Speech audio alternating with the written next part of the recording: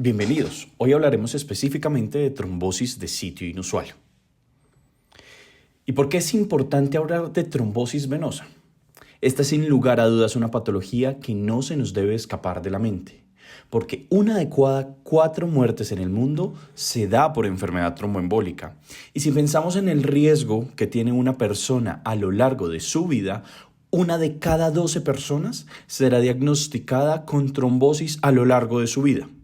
Entonces, ¿qué proporción de las trombosis venosas corresponden a aquellas trombosis de sitio inusual?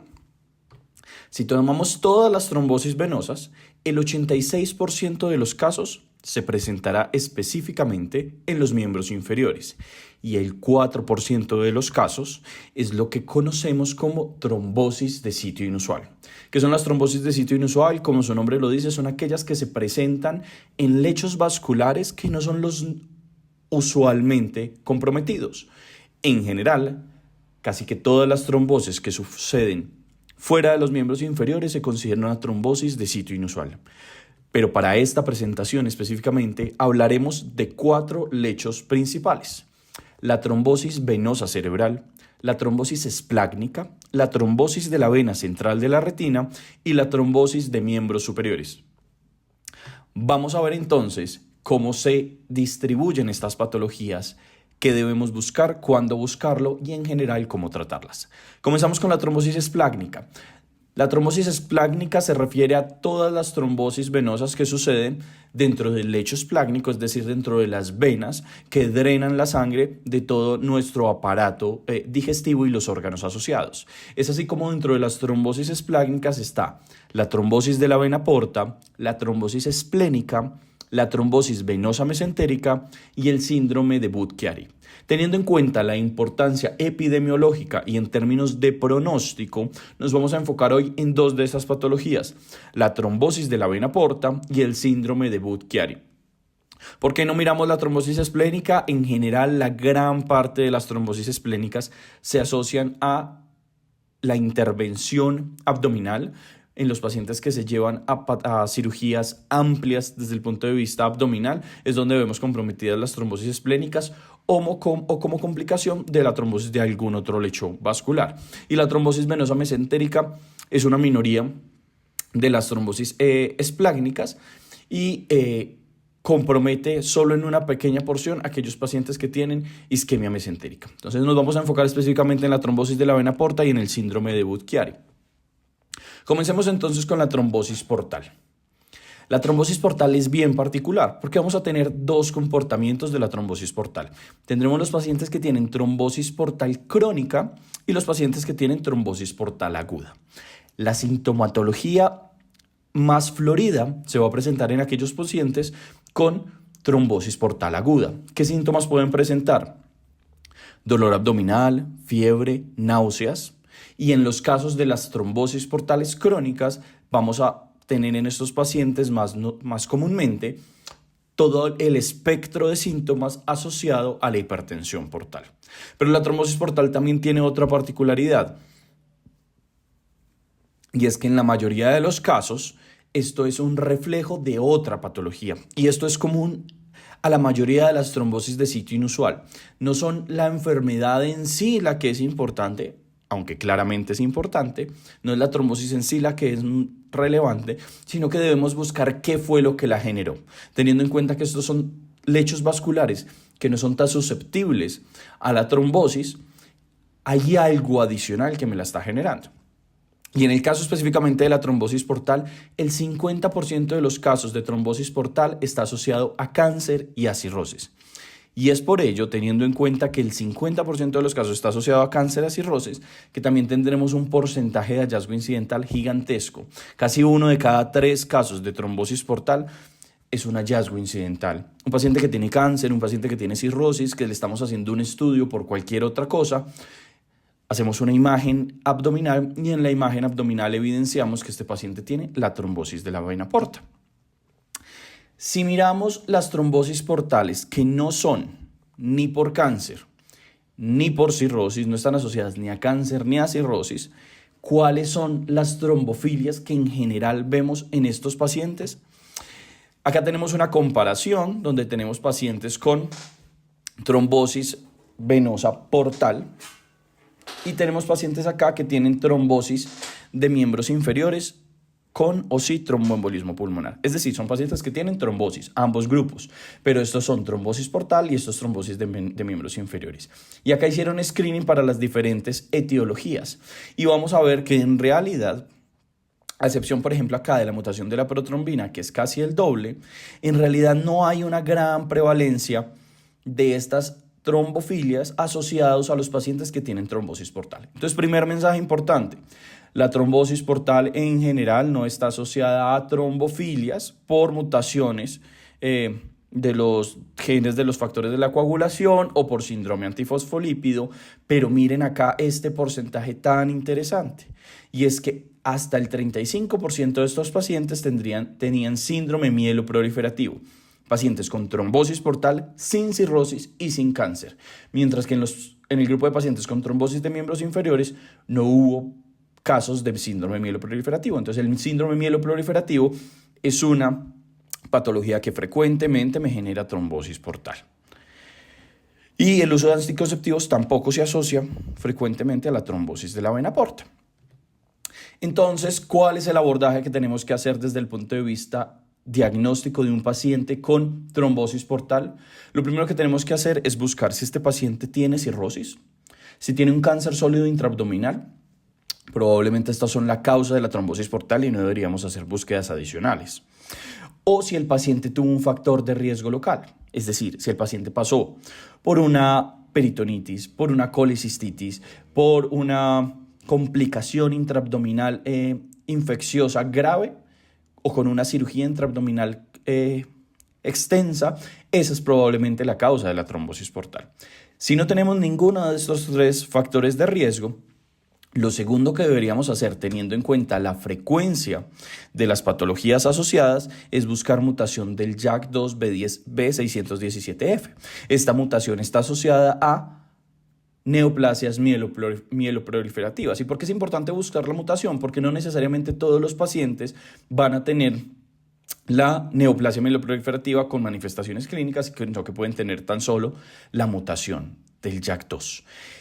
En el caso ya que no tengamos ni estos factores de la primera línea, no tenemos mutación del JAK2, ahí sí tendremos que ir a buscar otras cosas, como hemoglobinuria paroxística nocturna, síndrome antifosfolípido o hiperhomocisteinemia, aún teniendo en cuenta que estas son patologías con una baja frecuencia de asociación a la trombosis portal. ¿Y cómo deberíamos entonces tratar estos pacientes con trombosis portal? Y acá la pregunta va específicamente a los pacientes con cirrosis. Los pacientes con cirrosis son una población bien compleja de entender desde el punto de vista de su hemostasia. Los pacientes con cirrosis ciertamente tienen más riesgo de sangrado por sus várices y por todas las alteraciones desde el punto de vista fisiológico que se presentan a nivel del hígado, pero además de eso, estos pacientes con cirrosis también tienen más riesgo de trombosis. Por algo hacen más trombosis portal, toda la disminución del flujo. Entonces vamos a ver acá cuál es la frecuencia con la que estos pacientes con cirrosis tienen nuevos eventos de trombosis. Entonces un paciente que no tiene cirrosis tiene menos eventos de trombosis, mírenlo acá en la línea punteada. Un paciente que no tiene cirrosis y un paciente que tiene cirrosis tiene mucho más riesgo de retrombosis. Entonces, a pesar de que los pacientes con cirrosis tienen alto riesgo de sangrado, también tienen un muy alto riesgo trombótico. Y por eso es que hay que tenerlo en cuenta al momento de establecer el tratamiento. Y si lo vemos acá, un paciente que tenía un factor de riesgo transitorio, como les dije, los factores de riesgo locales, las intervenciones intraabdominales, básicamente no va a recurrir en sus eventos de trombosis portal. Un paciente que tenga una trombosis portal no provocada, es decir, no se encontró un factor de riesgo aparente, tiene un riesgo de retrombosis que es moderado, y los pacientes que tienen un factor de riesgo permanente, como una mutación del JAK2 o como un cáncer intraabdominal, tienen un alto riesgo de retrombosis. La recurrencia, por ejemplo, en los pacientes que tienen síndrome neoplasia mieloproliferativa es de aproximadamente un 30%. Entonces esto hay que tenerlo muy en cuenta porque no es solamente darle el tratamiento para la neoplasia mieloproliferativa, sino que si es un paciente que ya hizo trombosis, debe continuar anticoagulado. Pasemos entonces al síndrome de Budd-Chiari. ¿Y el síndrome de Budd-Chiari qué es? Básicamente es la trombosis de las venas suprahepáticas. Y este tal vez es el más florido de todos los casos de trombosis esplácnicas, porque debemos acordarnos de esto. Un paciente que se presente con dolor abdominal, con ascitis y disfunción hepática es un paciente al que se le debe descartar síndrome de Budd-Chiari, ¿vale?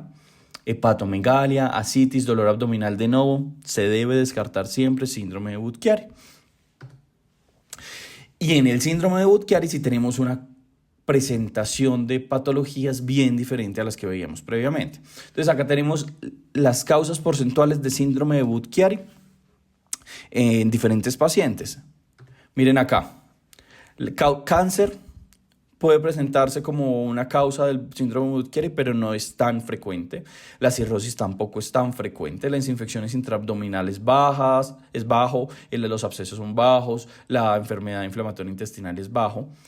Pero si nos vamos a las causas adquiridas, la mutación del JAK2 y los síndromes mieloproliferativos tienen una asociación altísima con el síndrome de Budd-Chiari.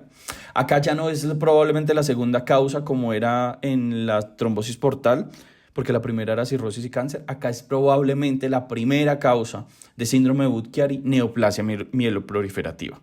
Entonces, ¿qué es lo primero que tenemos que buscar en un paciente que tenga síndrome de Budd-Chiari? Neoplasia mieloproliferativa. Es la causa del síndrome de Budd-Chiari entre el 40 al 50% de los pacientes. Y el 60% de los pacientes que tienen síndrome de Budd-Chiari idiopático tienen mutación en el JAK2. Si un paciente con síndrome de Budd-Chiari le buscamos la neoplasia mieloproliferativa y definitivamente no tiene, ahí sí tenemos que entrar a buscar otras cosas, como hemoglobinuria paroxística nocturna, síndrome antifosfolípido, pero también deberíamos buscar otras patologías sistémicas, como el síndrome de Behçet, enfermedad inflamatoria intestinal y enfermedades del tejido conectivo, como una segunda fase de pesquisa. Siempre la primera búsqueda es neoplasia mieloproliferativa en los pacientes con síndrome de Budd-Chiari. ¿Y cuáles son entonces, en general, el tratamiento que deberíamos hacer con estos pacientes con trombosis esplácnicas? Miren acá cómo le va a los pacientes con trombosis esplácnica que no son tratados versus aquellos que son anticoagulados. Recanalización de la vena claramente les va mejor a los pacientes que se anticoagulan. Progresión de la trombosis le va mejor a los pacientes que se anticoagulan, tienen menor progresión de la trombosis. Recurrencia de la trombosis, tienen menor recurrencia de los trombosis los pacientes que se anticoagulan, tienen inclusive menor porcentaje de sangrado mayor los pacientes que se anticoagulan, y la mortalidad absoluta o la mortalidad total es menor en aquellos pacientes que se anticoagulan comparado con aquellos que no se anticoagulan. Y si lo vemos acá la incidencia acumulada de riesgo de sangrado en pacientes con cirrosis y en pacientes con trombosis esplácnica por causa no maligna, no cirrótica. Entonces miren acá, sangrado mayor. Los pacientes con cirrosis claramente tienen mayor riesgo de sangrado que los pacientes que no tienen cirrosis ni tienen malignidad. Todos son pacientes con trombosis esplácnica. Y acá el riesgo de retrombosis. También los pacientes con cirrosis tienen mayor riesgo de retrombosis que los pacientes con trombosis esplácnica por otra causa. Entonces, ¿esto qué nos debe llevar a hacer? ¿A qué comparación nos debería llevar? Entonces, acá miramos la incidencia de los desenlaces dependiendo de los subgrupos. Les convierto esta tabla para que sea mucho más fácil de entender. Los pacientes con cirrosis tienen un riesgo de sangrado, esto es 10 eventos por 100 pacientes año, Y eventos trombóticos también tienen un riesgo alto. Pero entonces comparémoslo acá con cáncer sólido, con neoplasia mieloproliferativa y con trombosis esplácnica no provocada. Los pacientes con cirrosis tienen mayor riesgo de retrombosis inclusive que los pacientes con cáncer, con neoplasia mieloproliferativa y con trombosis esplácnica no provocada. Y también tienen mayor riesgo de sangrado. Pero entonces miren acá que es muy importante tener en cuenta esto del riesgo de trombosis, que ya les he repetido de manera incansable. Y acá tener en cuenta que los pacientes con neoplasia mieloproliferativa, con trombosis esplácnica no provocada y cáncer sólido tienen una proporción similar de retrombosis. ¿Y esto para qué es entonces? ¿Para qué debemos tener en cuenta eso entonces? para saber que la primera medida en un paciente con trombosis esplácnica es la anticoagulación, ¿vale? La única recomendación que estaba en contra de esto era la recomendación del ACCP de 2012, donde decía que los pacientes con trombosis esplácnica asintomáticos no debían ser anticoagulados. Sin embargo, las recomendaciones de todas las otras sociedades científicas consideran que estos pacientes deben ser anticoagulados, con la única salvedad que los pacientes con cirrosis se les debe hacer primero la ligadura de las varices y garantizar un adecuado control de la hipertensión portal para evitar el riesgo de sangrado, y posterior a eso se les hace la anticoagulación, posterior a la ligadura de las varices, en caso de que la requieran. ¿Y cuál va a ser entonces el tiempo de la anticoagulación? Mire, sin importar la causa, sin importar que sea un factor de riesgo provocado, no provocado o que sea por una patología de base, todos deben ser anticoagulados, ¿vale? Si el factor de riesgo fue transitorio, por ejemplo, el paciente fue llevado a una laparotomía extensa, en ese escenario la anticoagulación es durante un periodo corto, 3 meses, y posterior a eso se suspende la anticoagulación, pero en los pacientes con trombosis no provocada o por una causa subyacente, por una patología crónica, la anticoagulación debe hacer a largo plazo. ¿Listo? ¿Qué consideraciones adicionales? Lo que ya les dije, en los pacientes con hipertensión portal se debe hacer todo el tratamiento adecuado de su hipertensión portal, y en los pacientes con neoplasia mieloproliferativa se debe iniciar la terapia citorreductora. Pasemos entonces a otra trombosis de sitio inusual, y es la trombosis venosa cerebral. La trombosis venosa cerebral más frecuentemente le llega a los neurólogos. ¿Y en quiénes las vemos frecuentemente? Esta es una patología que es relativamente infrecuente, menos del 1% de todos los ACVs se asocian a trombosis venosa cerebral, pero es mucho más frecuente en mujeres. 75% de los casos es en mujeres, solo el 25% de los casos es en hombres. ¿Y qué nos debe hacer pensar en una trombosis venosa cerebral? Que el paciente debute con cefalea, déficit neurológico focal, y estos pacientes pueden hacer progresión a infarto cerebral o a hemorragia. ¿Cuándo debemos entonces sospechar esta trombosis venosa cerebral? Presencia de factores de riesgo, y en la trombosis venosa cerebral es fundamental tener en cuenta los factores de riesgo asociados a causa hormonal, es decir, mujeres que usan anticonceptivos orales, el embarazo, principalmente en el tercer trimestre del embarazo, el puerperio, pero también la malignidad y la anemia con una proporción mucho menor. Los pacientes que se presentan con una cefalea de novo o un cambio en las características de su cefalea de base pueden tener síntomas o signos asociados al aumento de la presión intracraniana y signos neurológicos focales. Esto va a variar dependiendo de si tenemos una trombosis de los senos venosos o de las venas cerebrales. Cuando tenemos una trombosis de las venas cerebrales y son de las venas cerebrales profundas, lo más frecuente va a ser que estos pacientes tengan compromiso del estado de conciencia.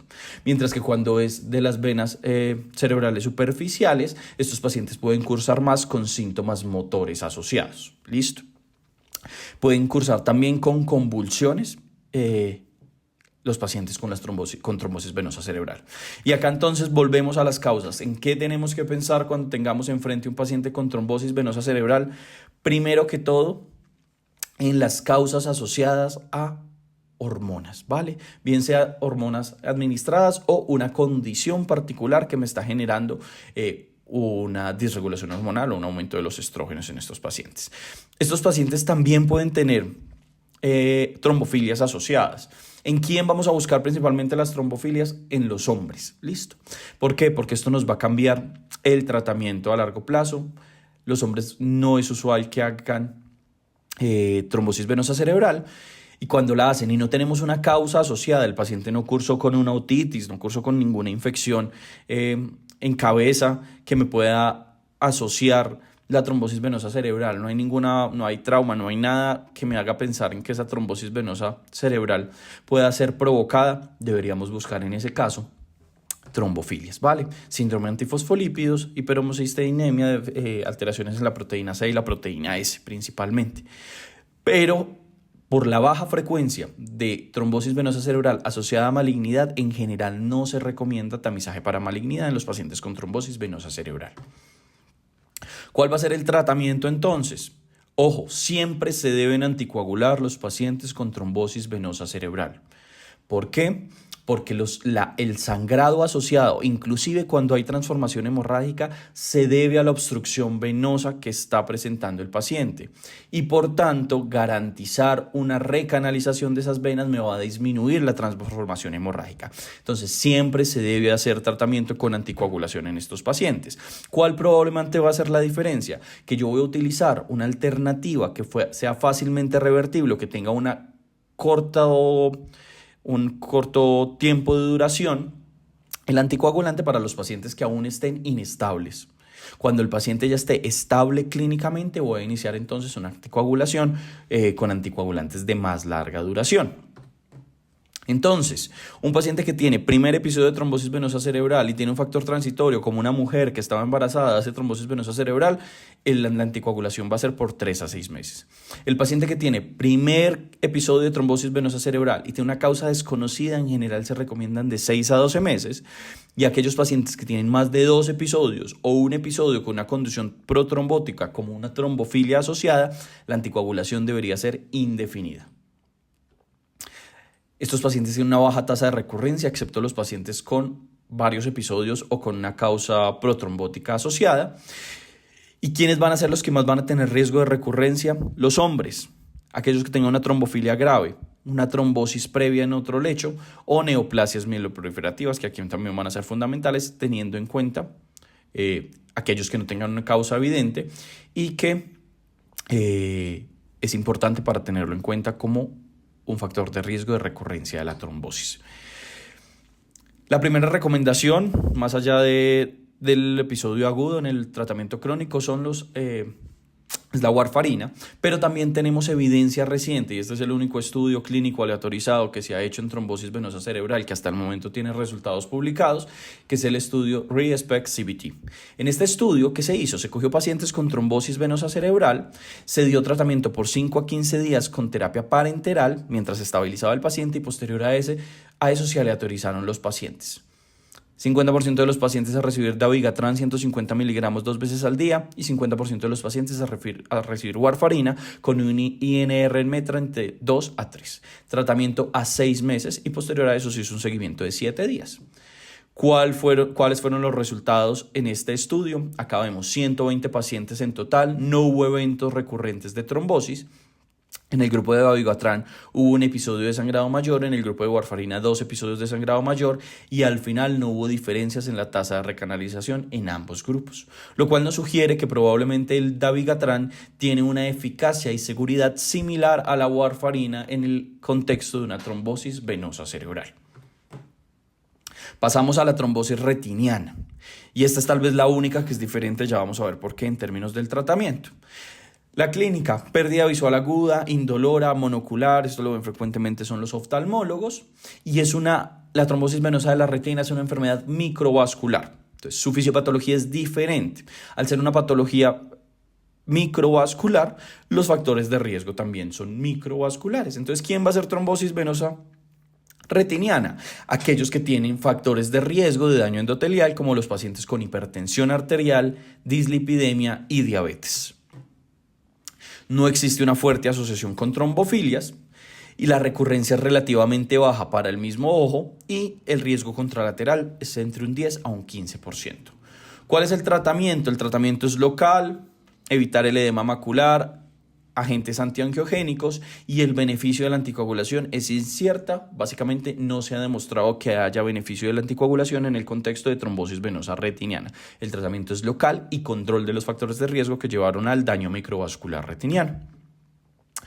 Por último, trombosis venosa de miembros superiores. Se trombosa la axilar, la subclavia y la braquial.